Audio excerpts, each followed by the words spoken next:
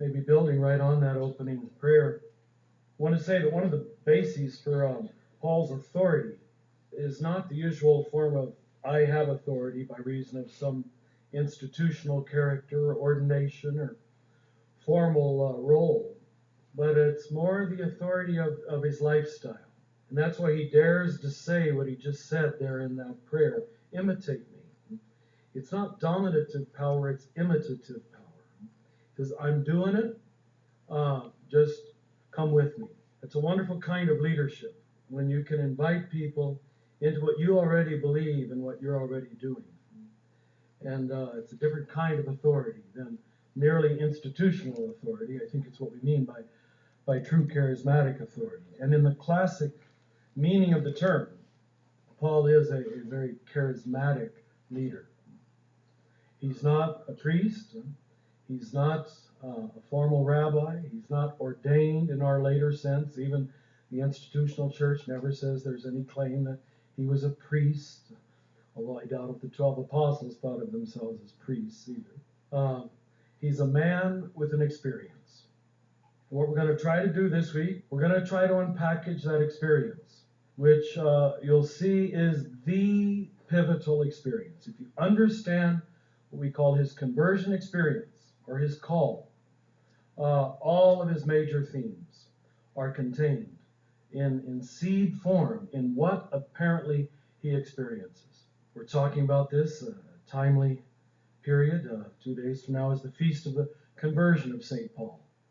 And I think, as far as I know, it's the only feast day in the whole church year that precisely commemorates a conversion, a transformation, because his transformation was so absolute and had such unbelievable implications for Christianity. As we said last week, many would say he is the real founder of Christianity. And that always shocks people when you say that, but I hope you can see how in many ways it's really true. He takes the message of Jesus, and I know this has a bad connotation to most people, but he institutionalizes it. He theologizes about it. He's also called the first Christian theologian, who takes the experience and moves it into the head to try to make some coherent patterns out of his experience. Now, as I said recently in that article in Radical Grace on Epiphany, an experience is different than an idea. D.H. Lawrence said this. He said, an idea you can do whatever you want with, but an experience does something with you. You can reformulate, rethink an idea, but an experience rethinks you and changes you. Now remember, that was a definition of what it meant to be an apostle. You had to have seen with your eyes Christ risen from the dead. And if you could give that first-hand testimony, that made you a witness and made you an apostle. Even though he was not one of the 12 apostles, he claims he had the experience. That I saw him with my own eyes, and therefore I am an apostle. He never backs off of that. So Paul's authority is based, first of all, as I've said now a number of times, an experience, not an ordination. What does this say about the authority of the church? And most of you in this room, I assume, are not ordained. Right? Paul takes his authority to speak the truth, not because he went to through a seminary program, but because he had an experience of Christ. Secondly, Paul's authority is based on a personal call, not an institutional call. This is getting scary, at least by normal denominational concerns.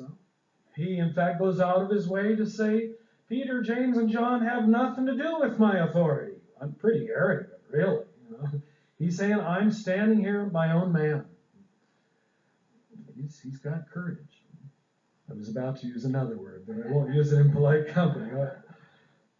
He also goes on to say that his suffering, having walked the talk, now he'll say this in his later letters after he suffered for many years, this is what really gives him his authority, that he's done it, that he's walked through the mystery of death and resurrection with Christ, and now he knows for himself that resurrection follows death. It's no longer simply the Jesus experience. Now it has become his experience. There's something, brothers and sisters, you can only know by dying and coming out the other side, not bitter, not hateful, not vengeful, but in fact with a new quality of life. That transformation process is called the Paschal Mystery and is the central mystery of Christianity. We Catholics put it at the center of every Eucharist. We say to the people of God, let's hear the mystery of faith. And you say, Christ has died, Christ is risen, Christ will come again.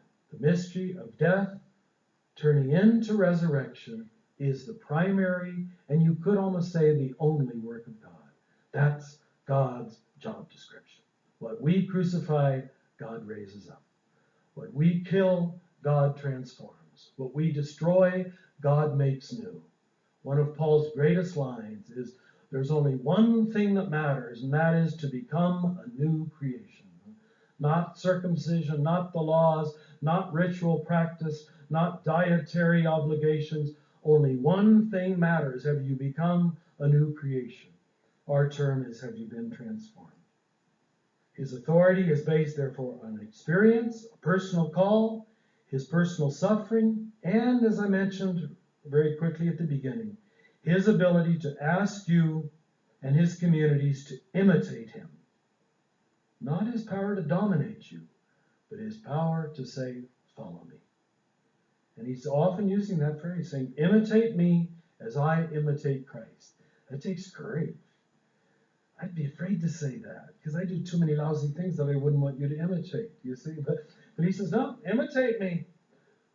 He has got courage, this guy. And I know you're saying arrogance and self-confidence, but it's really daring.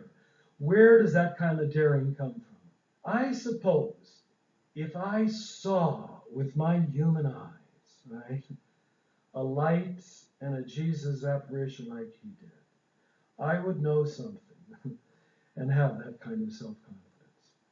That's the only thing I can attribute this absolute daring, almost reckless self-confidence of St. Paul, that I believe he had to have had an extraordinary experience. And that's why I'm saying it's the pivotal event.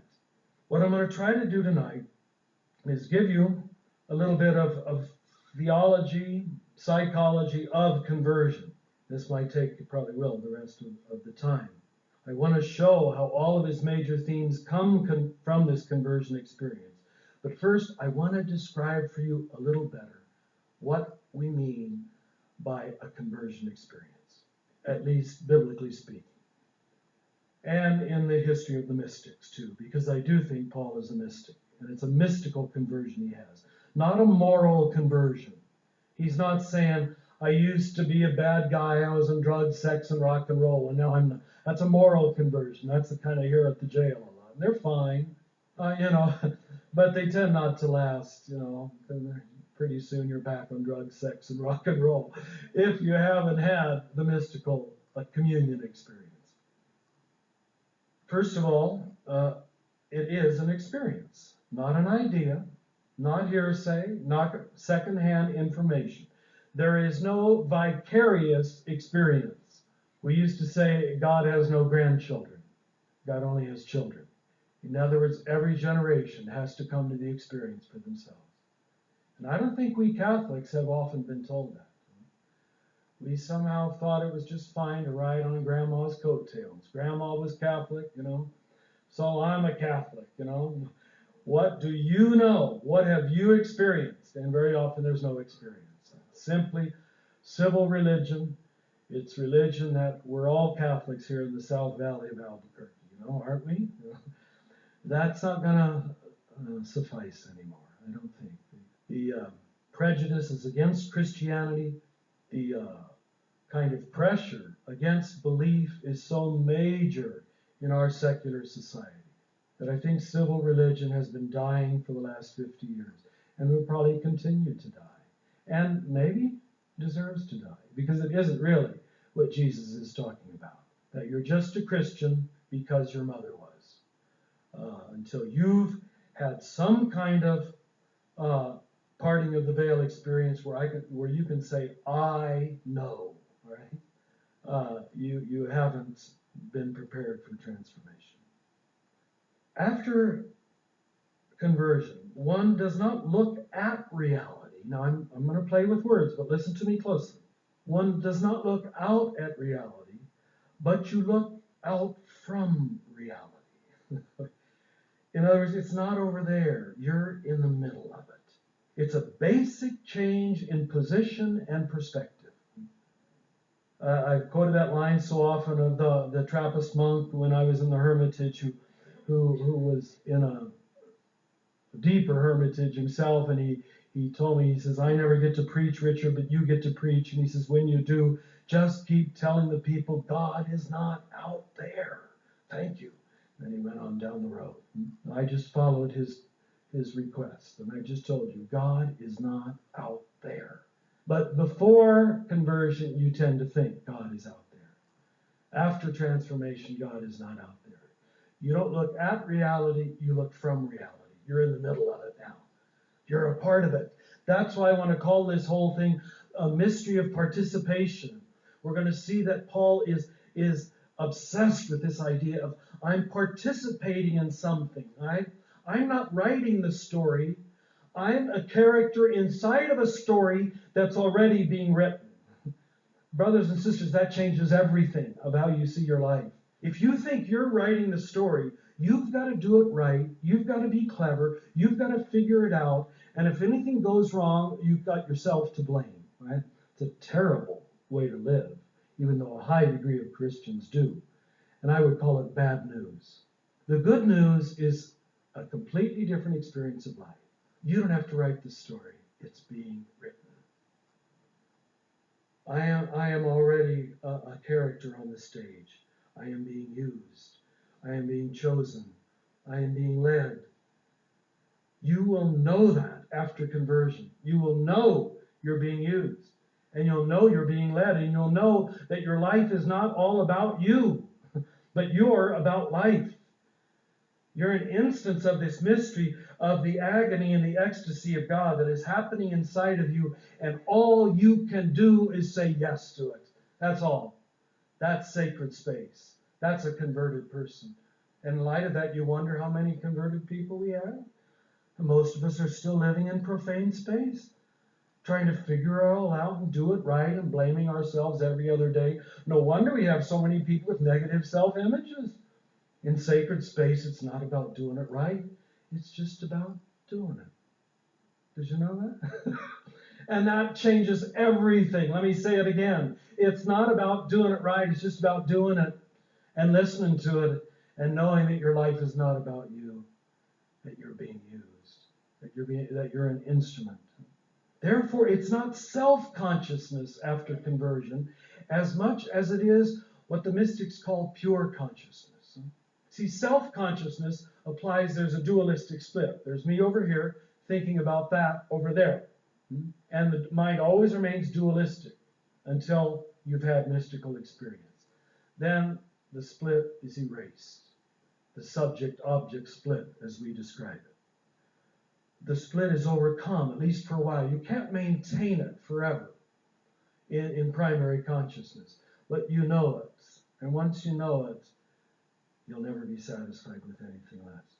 Now, you all had a taste of it when you first fell in love. I hope you first fell in love somewhere. When you first forgot about yourself and lived through another.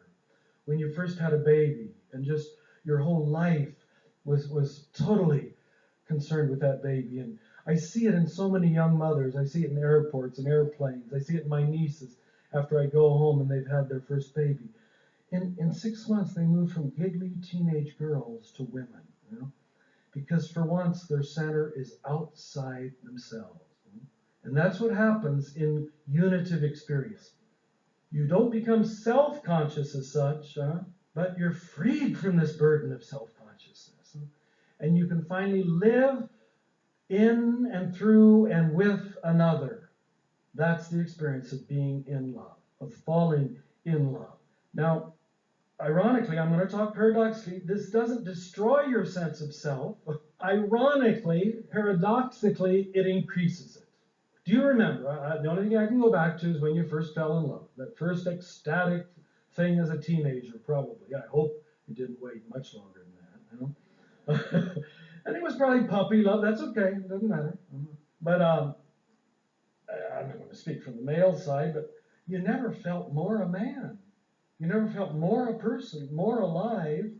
And it's precisely when you've lost yourself. You've given yourself away to another person, and you feel more a self than you ever were before.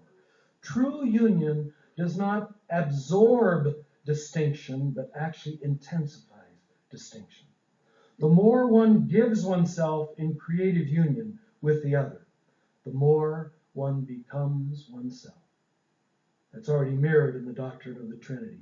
Perfect giving and perfect receiving between three, and they are all utterly themselves. The more one becomes oneself, the more capable we are of not overprotecting our false boundaries. You don't have anything to protect afterwards. And that's the great freedom and the great happiness you see in converted people. There's no little self here, you understand? No little self here that I've got to protect. There's no little self here that you've got to like or offer incense to, because it's precisely that little self that I thought I was that has passed away. Now, Paul has the greatest one-liner of all to describe himself after conversion. I live no longer, not I. I live no longer, not I. That's a converted person. Ken Wilber is one of the great geniuses on the American scene, trying to really analyze religion. According to Ken Wilber, religion has always had two functions. The first function he calls a horizontal function. It gives the private self, the self that you are, Bill or Mary or Joe, it gives you a sense of meaning and purpose by holy stories and holy rituals and holy practices, and that's very good and very necessary. And you have to start there. There's no other place you can start with that first function of religion, the horizontal function that gives meaning to the private self. Got it? The trouble is, most people stay right there. Religion also has a secondary function, and I'm going to call this the vertical function. This, according to Ken Wilber, and it fits my experience, he says, it's a minority of every religion who allow it to happen to them. This does not console the separate self, but utterly subverts it. This function of religion does not affirm and tell you how good you are and how right you are and how perfect you are and how saved you are and how born again you are, all those things that people want from the first function of religion. But in fact, I'm going to use a bad word, it tells you you're full of shit. It tells you you're only a little creation that came along a few years ago. In the self-same moment, conversion tells you you're not worthy at all. And so we're settling that question here with all of you tonight. And I don't want you to waste another moment of your life asking this useless question, whether you're worthy. Okay, we're all agreed, as you leave here tonight, you're all knowing you're not. Don't waste any more time trying to get worthy. All right? Don't even go down the worthiness road. It is a waste of time. Tell me what the cutoff point, when you pass, what is it? When you pass from unworthiness to worthiness? When you go to 5 masses? When you obey all 10 commandments? When you become the Pope? Is the Pope worthy now? There's no cutoff point. Huh? So we've settled that. You've all agreed. You're unworthy. Now I'm going to talk out of the other side of my mouth. And this experience comes simultaneously. You're totally worthy. You have a worthiness that is your deepest you. And you know what? You can't gain it and you can't lose it because you already got it. And the word for that is you are sons and daughters of God. And that's inherent. And the only difference in this room is between those of you who know it and those of you who don't. Not between those of you who are worthy of it and those of you who are unworthy of it. You're all unworthy of it. Now, when you can hold together in the self-same moment the experience of absolute unworthiness, you're just a little shit. Good, and I'm glad you can laugh at that. Some of you didn't, however. I don't think you're convinced yet. and you're perfectly worthy. Those can both be true at the same time. That's a converted person. Those are the most free and happy people you'll ever meet. They got it all. They're home free. There's nothing to wait for. You don't go to heaven, you become heaven. You don't go to hell, you become hell. And it's happening now. And that's why the saint said, no one will be surprised. Religious conversion leads to a kind of universal relatedness, a kind of connecting at all points, kind of universal compassion, really. That you delight in being one of these human beings. The smaller distinctions don't mean a great deal anymore. As I said, you're happy to say, God bless America, but what comes more easily to your mouth is God bless humanity. Right? You're a part of the universal pattern now, and the smaller patterns aren't quite so important anymore. The smaller configurations are not your primary identity. You're now in the great big picture. You're now a part of the great big pattern. Abraham Heschel, the great Jewish mystic, his description for this conversion is what he calls radical amazement. It leads people to a kind of awe before everything. You get excited about a little pansy, you know? It's enough to just turn you on.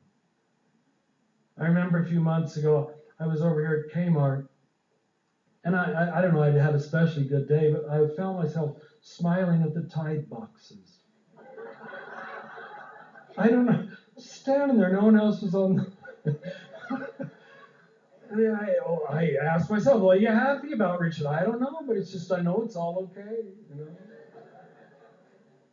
Awe before everything. It's like Albert Einstein said it so well. He said, either everything's a miracle or nothing's a miracle. There's no in between. Now, after conversion, everything's a miracle. Right? What the burden of secular society is, nothing's a miracle. Nothing. And if anything tries to show itself as miraculous, it dismisses it.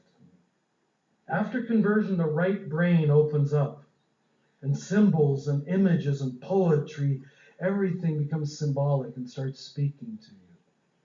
Ask for that, wait for that, seek that.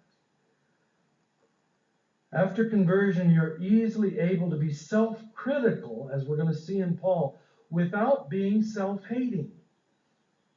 There's a difference. You can still admit your faults. And you can see, I really did that wrong, and I've got some real personality weaknesses, which I haven't been able to change. But you're not beating up on yourself anymore when you do it. Because you've now got the security to be insecure. You're living in the true self of who you are in God.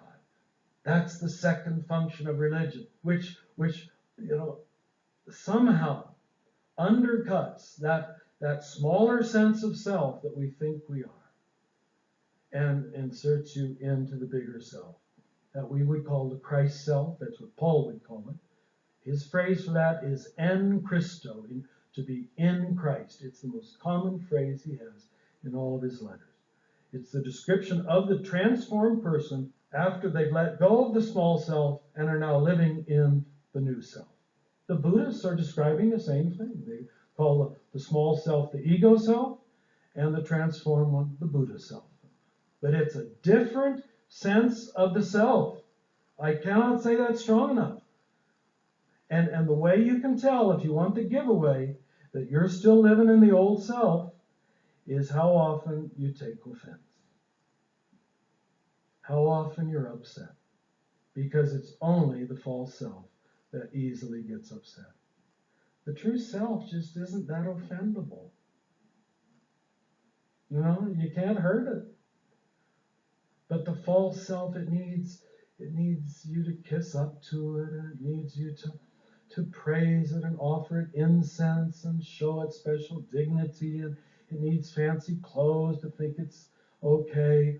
The true self doesn't need any of those things. Heart and head tend to work together much better after conversion. You use your head, but after conversion, you know, I'm going to use a metaphor here, but maybe it'll help you remember it. You'll know that rational knowledge has a ceiling to it. and that you've been led through the hole in the ceiling. You use your mind, but it has limitations. The great things cannot be explained by the mind. And the heart world, and I know that sounds sentimental, but it's much bigger. Spiritual consciousness is much larger than rational consciousness. So you still use your head like Paul does, but he's never limited to his head. Now, people who haven't had religious experience, they don't understand that. And they can't understand that. They think you're making it up. You understand? Or they think you're just sentimental. Or they think you're, I don't know what they think.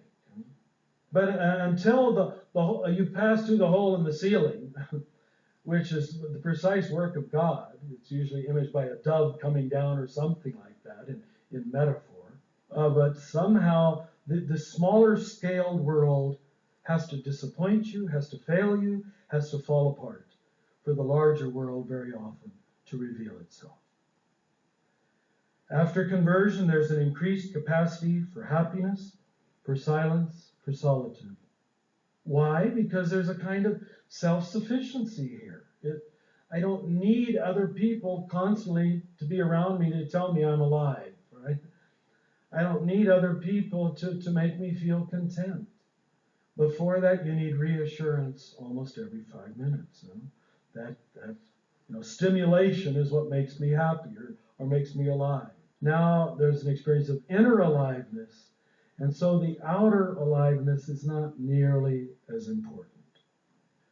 After conversion, there's a childlikeness. We're going to see that. Paul calls himself a fool for Christ. There's a playfulness about you. You can laugh at yourself and you can laugh at life. As arrogant as he is, we're going to see he's also playful. There's just a tremendous increased freedom. Why? Because the big question is answered. You see, you're already on home base. That basic anxiety that most people live with, what if I'm not okay, has been answered. You've been legitimated and validated at the deepest level of your experience. And God has told you you are okay. You are his son, his daughter, as we put it. And once you can believe that, you're home free. The hardest thing we'll ever do is to accept being accepted. Very, very difficult for human beings to accept being accepted. Let me pull it together like this. I think, brothers and sisters, you only will ever love a God who loves you. Why would you love any other kind of God? And you love God the way you let God love you. And finally, you love all of life and all of reality and yourself and other people the way you let God love you. So we're going to see how Paul let God love him. And the way Paul lets God love him is finally the way he loves. And that doesn't mean his humanity isn't still there. His mistakes still break through, just like yours and mine do. But be patient with him and see constantly breaking through this larger-than-life man who's not afraid of anybody, who knows who he is, and who's willing to believe that his experience is enough to change the world.